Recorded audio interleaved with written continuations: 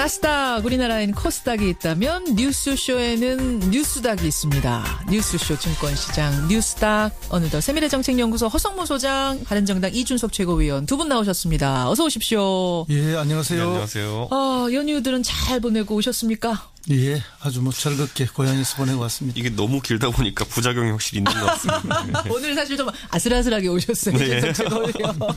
차도 많죠, 오늘 도로에. 오늘은 제가 평소에 이제 저희 월요일에 원래 하다가 예, 예. 화요일에 적응해서 좀 시간 관리를 하다가 오늘 큰 코 다칠 뻔했습니다. 월요일인 줄 알고. 예, 월요일보다 심한 화요일입니다. 예. 월요일보다 심한 화요일. 허 소장님은 고향 좀 많이 돌아다니셨어요? 그렇죠. 예, 네.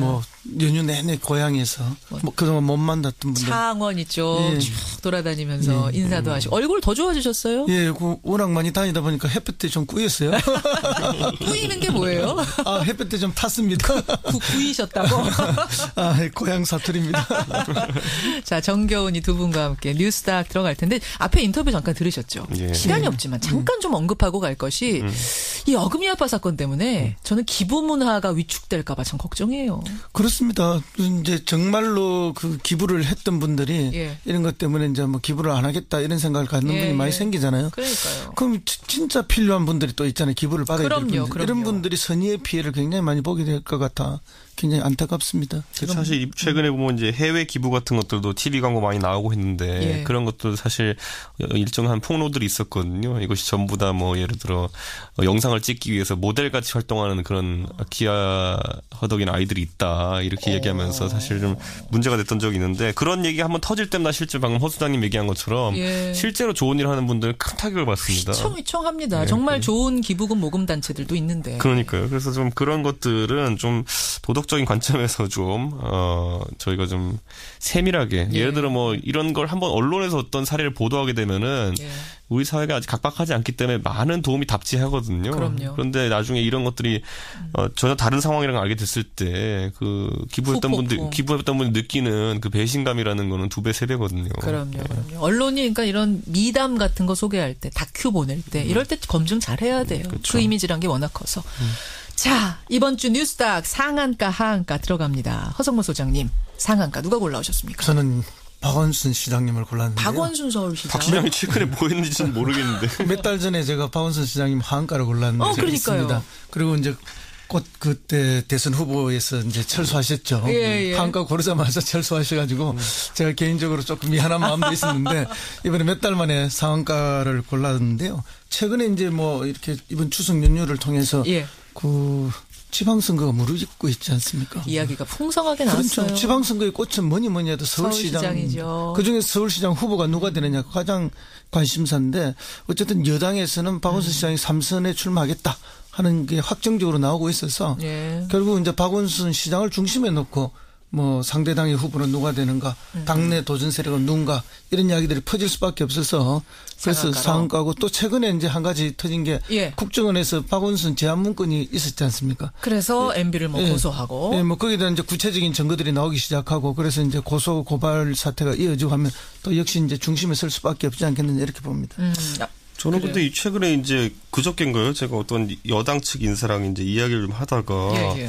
그분은 제가 봤을 때 다른 의도가 좀 있는 것 같긴 한데 갑자기 이제 박원순 시장이 서울시장 3선 도전하는 것보다는 예를 들어 좀 더 도전적으로 도전하는 것이 어떠냐라는 이야기를 이제 하시더라고요. 말하자면 국회의원 제보걸로 나간다. 아니요, 경남지사 얘기를 하길래 깜짝 놀랐습니다. 경남지사? 예, 그러니까 물론 여기서 시장을? 여기 허 소장님이 경남을 기반으로 활동하시기 때문에 예. 전혀 이건 근거 없는 얘기가 가능성이 높겠지만은 그런데 이제 이 배경은 뭐냐면 실제 경남을 가라 이런 얘기가 아니라 예. 서울시장 3선을 이렇게 공천받는 것에 대해서는 당내에서 약간의 거부감 또는 약간 다른 생각들이 있다는 얘기입니다. 그래요? 이건 허성모 소장님이 아시겠네요. 지금까지 이제 서울시장 3선을 한 사람이 없습니다. 그러니까요. 만약에 이제 3선이 된다면은 그 대선 특검 열차를 타시는 건데 예. 그러다 보니까 당내에 서울시장 하고 싶은 분들이 너무 많아요. 그러니까 그 자리를 노리는 분들. 자리를 비켜줬으면 하는 그런 바람을 가진 분이 워낙 많기 때문에 이제 그런 이야기가 자연스럽게 나올 수밖에 없고 또 권력은 변방에서 만들어지잖아요. 그렇죠. 이제 경남 가서 지사를 도전해서 만약에 된다면 현실성은 낮지만 그러면 이제 그 강력한 고향을 기반으로 하는 또 민주당을 기반으로 하는 뭐 권력 창출에 좀 유리한 측면이 있지 않느냐 하는 이런 호사가들의 이제 정치공학적 이야기죠. 특급 열차 정도가 아니라 그때는 진짜 KTX가 되는 거죠. 만약 되면 영순위가 되는 거죠. 그렇죠. 험지에서 되면. 속된 말로 이제 그 험지 출마해서 성공하는 케이스 이렇게 되는 것이고 안 된다 하더라도 희생을 보여주는 것이다. 뭐 이런 논리를 이제 펼치기도 하는데 근데 솔직히 말하면 박 시장님이 이제 창녕 출신인 건 맞잖아요. 그런데 그 이후에 뭐 정치적인 행보나 이런 것들을 경남에서 하지 않으셨기 때문에 그쪽 기반이 없으시잖아요. 또 뒤집어 보면 또 어떤 사람 보기에는 굉장히 안 좋은 형태의 출마이기 때문에 제 생각에는 뭐 아까 호 소장님 말씀하신 것처럼 호사가들이 하는 얘기인데 그 안에서 뭐 경남을 중요하게 보라 이런 건 아니고 아까 말씀드린 것처럼 서울시장 그만해라. 서울시장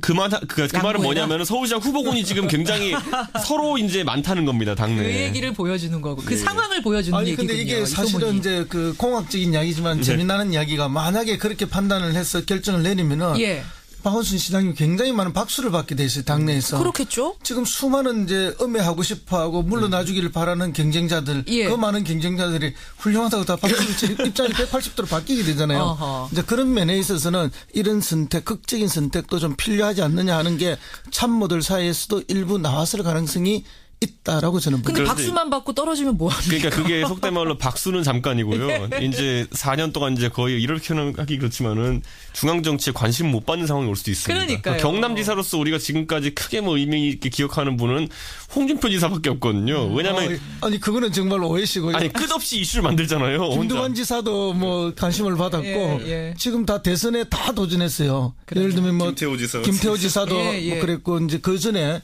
김혁규 지사도 그런 뜻을 했지만 물론 다 실패를 했죠. 그러니까요. 홍준표 지사까지. 그 이제 뭐 경남지사만 되면 다 대권 나가려고 하는데 민서는 저는 지금 다 그랬어요.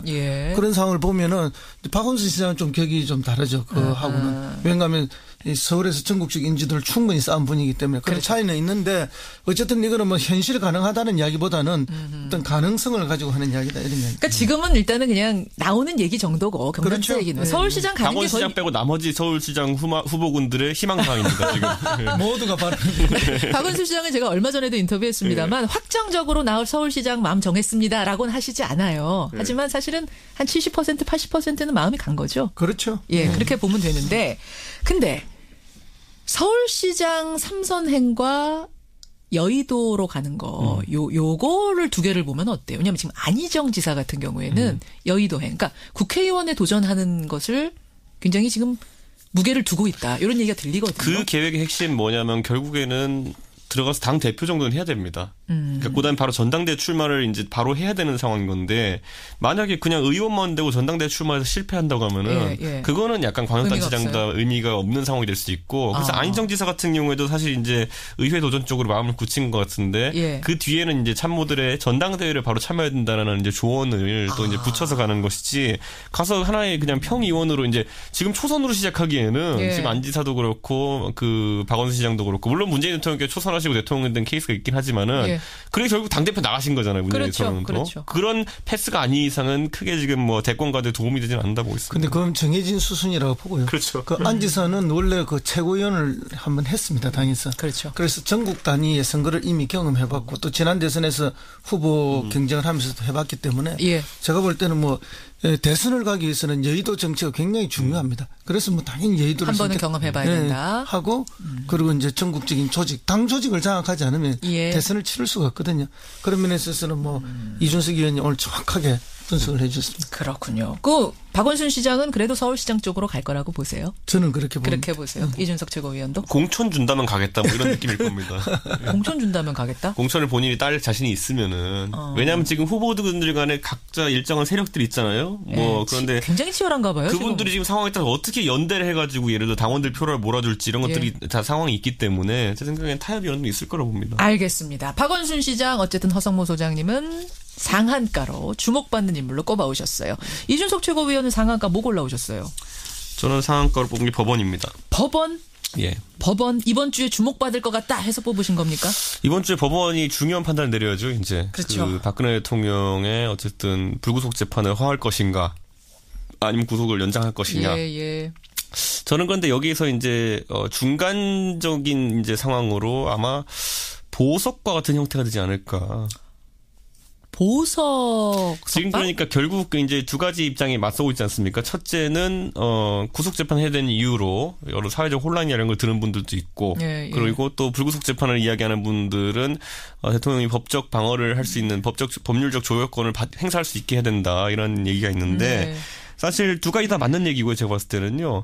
지금 그런데 예를 들어 박근혜 대통령이 불구속 상태 재판받을 경우에 분명히 이제 뭐 지지 집단이라든지 이런 분들이 재판에 대해 가지고 영향력 행사하려고 할 수도 있고 이제 매일 재판 전까지 가는데도 이제 여러 가지 일이 있을 수 있고 이렇기 때문에 조건부가 가능합니다. 이걸 제가 법률가들한테 물어보니까 어떤 식 조건부? 그러니까 보석으로 처리하되 보석의 조건이 달 수 있습니다. 예를 들어 재판에 한 번이라도 불출석할 시 좀 재판 절차에 방해가 될 시 바로 이제 구속 상태로 재판을 치르는 것으로 이제 할 수 있는 그런 보석이라는 중간 형태가 존재하기 때문에 저도 이제 그 두 가지를 만약에 예를 들어 불구속이냐 구속이냐를 놓고 한다면 저도 사실 헷갈립니다. 근데 만약 그런 보석이라는 중간적인 제도를 활용할 수 있다면은 전 충분히 합리적이라는 생각이 들어가지고 재판부도 고민하고 있을 거라 봅니다. 그럼 이준석 최고위원은 보석 쪽을 조건부 보석 쪽을 선택할 것이다. 이 가능성을 제일 높게 보세요. 그렇죠. 예를 들어 재판 진행에 방해되지 않는 선에서. 허성무 소장님. 충분히 예측 가능한 뭐 대안 중에 하나라고 보긴 합니다.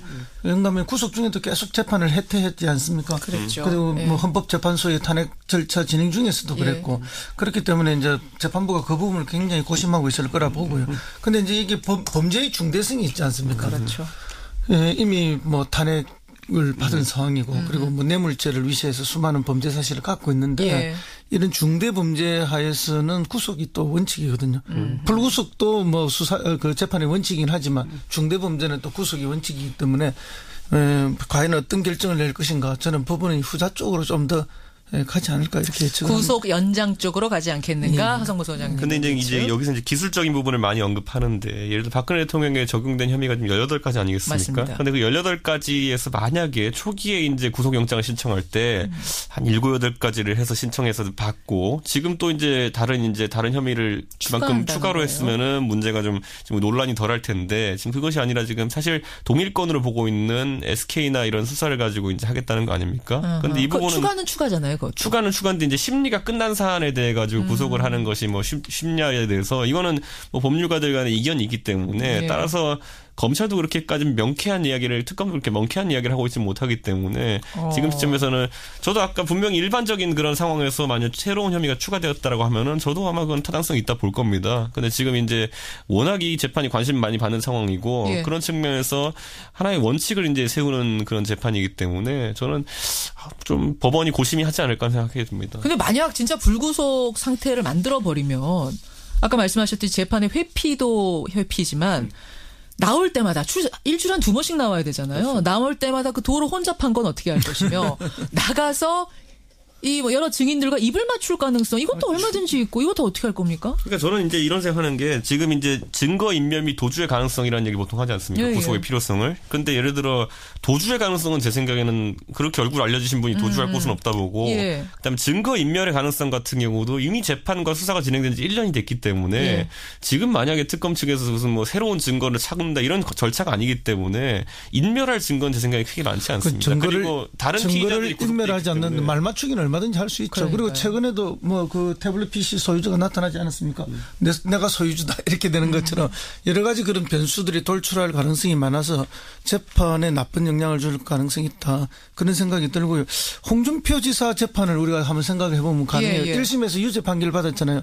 2심에서 무죄가 됐는데 그때 이제 그 현직 단체장이기 때문에 이제 불구속을 원칙으로 했던 거 아닙니까? 했는데 이 과정이 만약에 그때 법정 구속을 시켰더라면 과연 2심에서 무죄가 나왔겠느냐. 그런 얘기들 그러니까 나오죠. 이제 그런 지적이 굉장히 그 지적이들 사이에 많이 나오고 있습니다. 맞습니다. 그렇기 때문에 이 범죄의 중대성에 비추어 봤을 때 법원의 고심이 굉장히 깊을 거라 봅니다. 알겠습니다. 어쨌든 법원이 이번 주 상당히 주목받을 거다. 이미 오늘부터 주목받고 있습니다. 상한가 주셨어요. 하한가 부지런히 넘어가죠.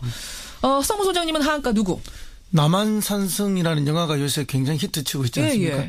그래서 뭐 어떤 인물이 더 훌륭하다, 덜 훌륭하다, 더 나쁘다, 더 좋다 이렇게 하는데 제가 볼 때는 거기 등장하는 인조, 최명길, 그다음에 김상은 모두가 하한가입니다. 인조, 최명길, 김상원이 역사 속의 인물들을 하한가로. 저는 통으로 하한가라고. 무더기로 주셨어요. 이준석 최고위원은 하한가?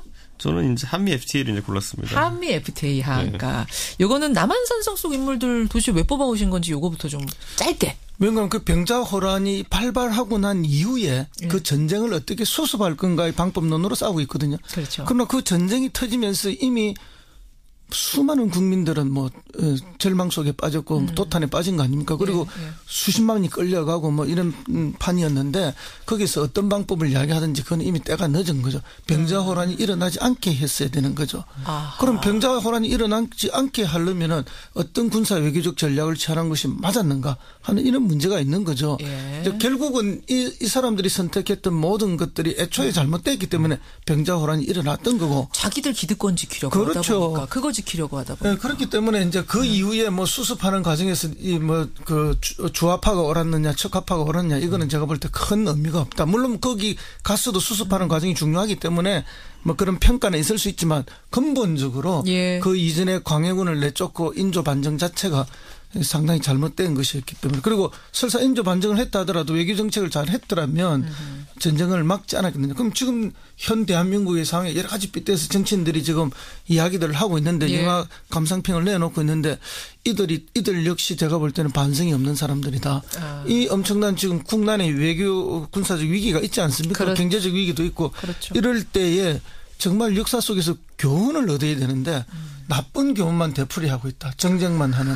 그런 느낌에서 제가 이분들을 오늘 한번 골랐습니다. 그러고 보면 정치인들은 참 두려운 마음을 가져야 돼요. 역사에서 이렇게 다 평가를 하지 않습니까? 그렇습니다. 그리고 이때 병자호란이 일어나 수습했던 김상원 그 후손들이 대대로 노론의 핵심이 됩니다. 이들이 만든 당파가 노론이 되고 그 노론이 마지막에 나라를 잃게 되는 일제에 뺏기게 되죠. 그때 노론의 마지막 영수가 누군가 하면 이완용입니다.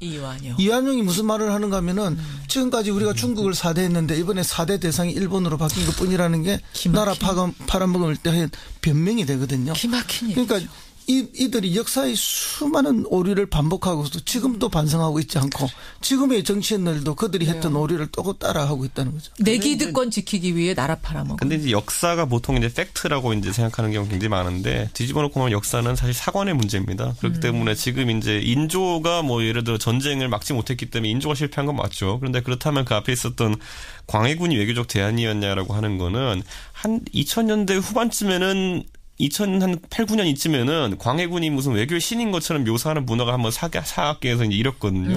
근데 최근에 또 한 10년간의 조류를 살펴보면은 광해군이 외교적으로 참 무능했다는 얘기가 또다시 나오고 있는 것이 그때 이제 주로 얘기했던 게 뭐냐면 명나라와 친교를 강화하면서 청나라의 군대를 파병해서 싸우는 척 하면서 뭐 항복했다. 뭐 이런 이야기가 있었는데 이게 다 허위 사실인 게 드러났거든요. 가서 전투해가지고 상당 병력을 잃었고 그래서 마지못해서 항복한 것이다. 뭐 이런 것이 다 나온 상황 속에서 결국 광해군을 그렇게 띄우려고 했던 그런 또 일부 사학계의 의도라는 거는 결국에는 또 한미 동맹과 또 한중 관계 이런 것들을 역사 속에 한번 녹여내려고 하는 시도였기 때문에 우리가 이걸 너무 반면교사를 볼 수는 없는 것이 실제 최근 또 주류 사학계 같은 경우에는 광해군이 실제 외교도 잘한 거 없다라는 또 평가가 있다고 역사 평가가 또 바뀌고 있다 계속해서. 그러니까 이게 왜냐면 해석이기 때문에 계속 바뀌는 것이고 그 당시에 뭐 그런 약간 일말의 약간 허위적 사실 그러니까 강홍립 장군을 뭐 싸우는 척하고 항복하게 했다. 뭐 이런 것들이 가미돼가지고 그런 조류를 만들었던 것인데 사실 뭐 정치적인 의도가 있다 봐야죠 그런 것들은. 그런데요. 이게 우리 역사 속에서 뭐 그 이율곡의 길도 있죠. 10만 양병설. 물론 그것도 이율곡 혼자 주장한 건 아닙니다. 그다음에 강해군의 길도 있고. 그다음에 뭐 인조의 길도 있는 거 아닙니까? 여러 가지 길이 있는데 사후적인 우리가 평가를 하고 있지만 그러나 이제 가장 실용적이고 실질적인 외교가 뭐고 안보가 뭐였을까를 판단해 보면은 입만 가지고 안보를 외치고 큰 소리만 친다고 해서 안보가 되는 게 아니잖아요. 우리가 대표적으로 느낀 게 뭐예요? 이승만 대통령이 북진 통일을 이야기했지만 전쟁 나니까 어떻게 됐습니까? 3.1물 설 무너졌지 않습니까? 그러니까 지금 입으로만 안보를 외치는 자들에 대해서 저는 한번 경고를 날리고 싶은 겁니다. 자, 오늘 하한가 지금 이준석 최고위원의 하한가 FTA가 남아 있는데 이 얘기는 오늘로 끝날 얘기가 아니어서 제가 다음 주에 하한가를 한 번 더 뽑아오세요. 알겠습니다. 이렇게까지만 하고 오늘 상한가 하한가 문을 닫아야 될 것 같습니다. 두 분 오늘 바쁜 오늘 뭐죠? 월요일 같은 화요일. 오시느라 고생하셨고요. 다음 주에 뵙겠습니다. 고맙습니다. 감사합니다. 예, 감사합니다. 뉴스닥 세밀의 정책연구소 허성무 소장, 바른정당 이준석 최고위원이었습니다.